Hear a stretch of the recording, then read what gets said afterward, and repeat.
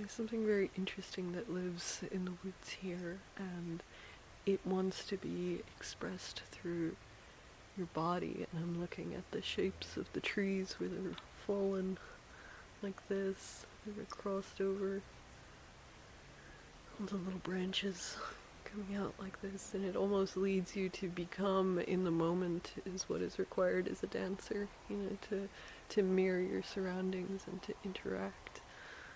And I learned that trick from a very good artist who interacts with lakes and mountains, and because there is a certain kind of truth of like imitation is the sincerest form of flattery, and that you're paying tribute to how beautiful they are by mirroring that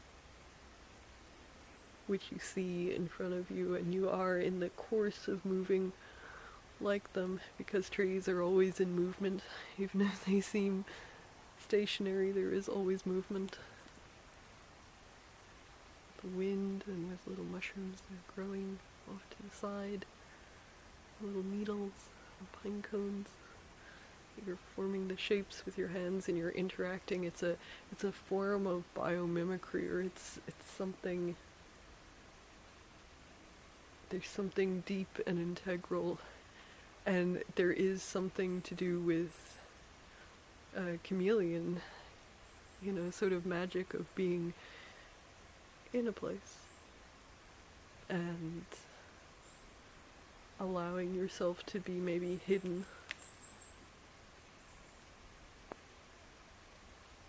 If you stand perfectly still and simply allow the rain to fall down on you, and you are in communion with things which just are here. I love travel and I love movement, but I don't often, or really never have, moved, particularly on film, to express an emotion, even though I like to talk with my hands. But if we mirror, the shape of the tree, which is over there, or maybe the broken off tree, which is just snapped off like this high off the ground, a great big tree a tornado went through, and this forest bore the brunt of it. And it's just, there is a sense of mourning. One of the last times I was here was just after the storm, and the rain fell like tears, and it's starting to rain now, and electronics don't like rain.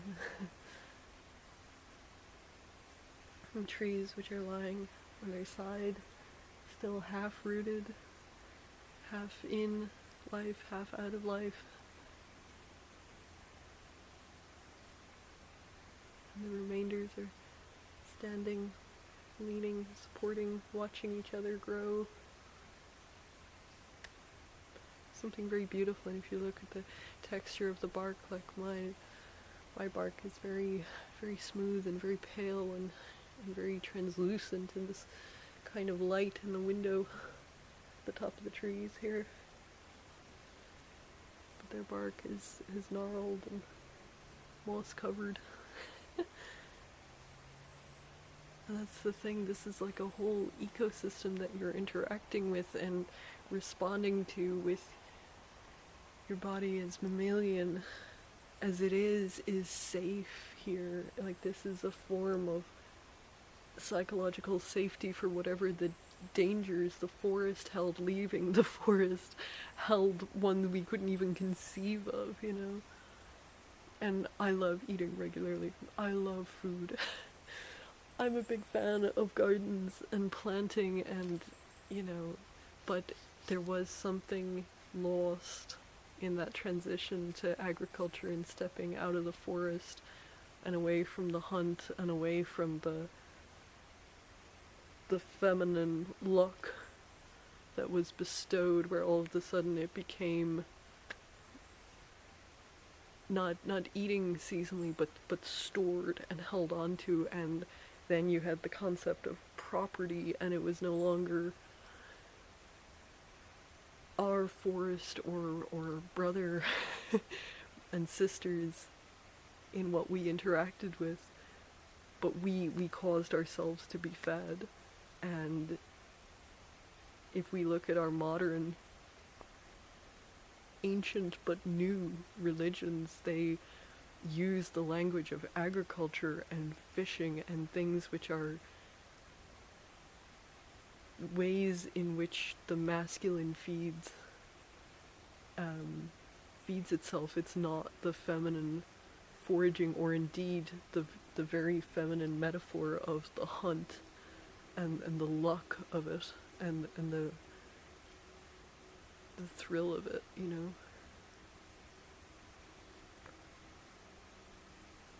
And you're not foraging, and it's not a gift of a berry or a mushroom, it's something cultivated.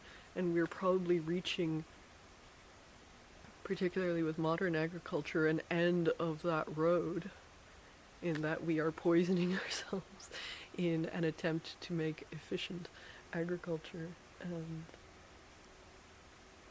it's doing something to our ways of thought. We no longer think in wild ways, and that's probably what we lost the most. And while there are seasons in the forest and there is inclement weather, but it's the concept of time is different. Like, I find it impossible to recognize the enforced structures of worry and anxiety that comes with external forms of time when I'm in the woods. It's just, you just be, you know, and there's something that wants to be expressed in just being. And it's hackneyed and in a way, but it's true, and I could get a dancer here and film somebody who knows how to express their surroundings with their body, but it's harder after being the I in that situation, not the I who is seen, but the seeing I who sees others in their self-expression, to draw that back to yourself and say, no, I am the one moving and being in front of the camera, and this is going to take a lifetime to unpack, but here a lifetime can be very long in the woods, you know. You don't know. Or it can be very short. The storm can topple you, or you can live to be 140, you know. A different sense, and there's bird song and there's water moving. I'm fascinated by filming water. There's something there, and I want to do a little film of tracing a stream and where it becomes wider and bigger and right down to the ocean, and I know where to do it here. And walking alongside it and following it and tracing it, and the little bridges and the place where it interacts with our ways of crossing over places, but it's also ways of ignoring what is underneath. Like, how many times do you cross a bridge and you never pay attention to what is flowing and transiting underneath, you know? And then down to where it meets the ocean, and the whole expanse opens up, and it's further than home than it ever has been, but it's still at home, you know? Something very beautiful there. So the light is going. Light is going. And it's been so beautiful to be here, and I want to spend more time here.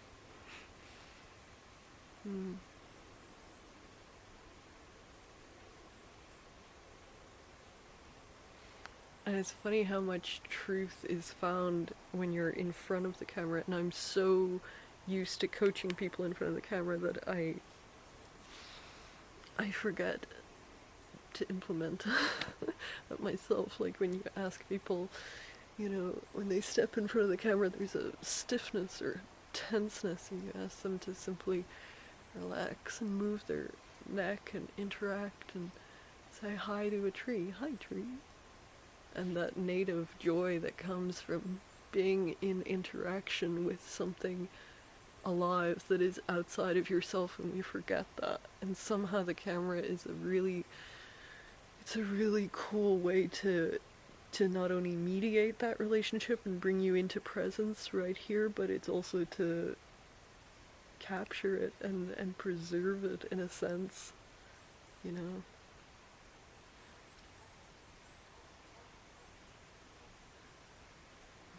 You feel into your body, and all of a sudden the photos get good when you are not here, but down here. Here. There's a little bird warning me of my own presence. Hi, bird. Hi, Robin. Hello. Little fat bird. He lives here. He lives here, and he's probably never seen a human. And he has lots to say, and he wants to communicate it, and he's singing his song, and the whole forest listens, and somebody is returning his call. They say, I hear you, I see her too.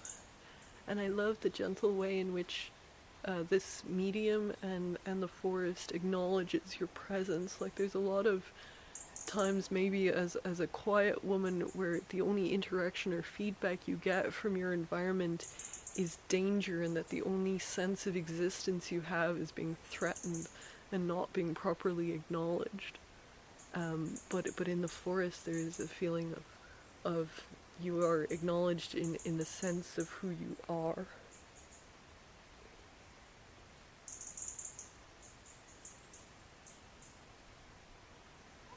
See, there's an entire philosophy being